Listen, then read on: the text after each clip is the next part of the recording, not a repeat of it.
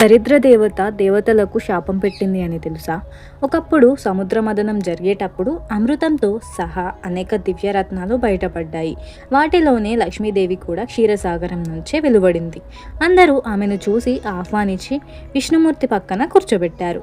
ఆవిడలో ఐశ్వర్యం, సౌందర్యం, శుభం, సంతోషం అన్నీ ఉండేవి. కానీ అదే సమయంలోనే జ్యేష్ఠదేవి కూడా సముద్ర మదనంలోనే పుట్టింది. కానీ ఆమె రూపం అశుభ్రంగా, క్రూరంగా, భయంకరంగా కనిపించింది. దేవతలు ఆమెను చూసి కూడా ఆహ్వానించలేదు. అప్పుడు ఆమె కోపంతో దేవతలందరినీ శపించింది. నన్ను ఎవరూ గౌరవించలేదు కాబట్టి నేను దరిద్ర రూపిణిగా, కలహ రూపిణిగా మారి ఎక్కడ మురికిగా, వాసన, అజ్ఞానం, అసత్యం ఉంటుందో అక్కడే నేను నివసిస్తాను. అక్కడ నన్ను ఎవరు తరిమివేయలేరు కదా అని చెప్పింది. దాంతో దేవతలందరూ భయపడి బ్రహ్మదేవుని వద్దకు శరణు కోరారు. అప్పుడు బ్రహ్మదేవుడు దేవతలతో ఆమె శాపం వృధా కాదు, కానీ సమతుల్యం కోసం అవ్వాల్సిందే. నిజంగానే దరిద్ర దేవతగానే ఉంటారు, కానీ ఆమె అశుభ్రత, కలహం, అజ్ఞానం ఉన్న చోటే ఉంటుంది.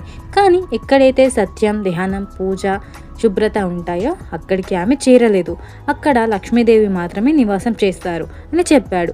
అప్పటి నుంచి ఆ లక్ష్మి దరిద్ర దేవతగా ప్రసిద్ధి చెందింది. ఆమెను దూరంగా ఉంచుకోవడానికి శుభ్రత, దీపారాధన, ధర్మ కార్యాలు తప్పనిసరిగా ఆచారాలుగా మారాయి. ఈ విషయాన్ని మొదటిసారి విని ఉంటే వీడియోకి లైక్ చేసి సబ్స్క్రైబ్ చేసుకోండి. అలాగే ఓం లక్ష్మీదేవే నమః అని కామెంట్ చేయండి.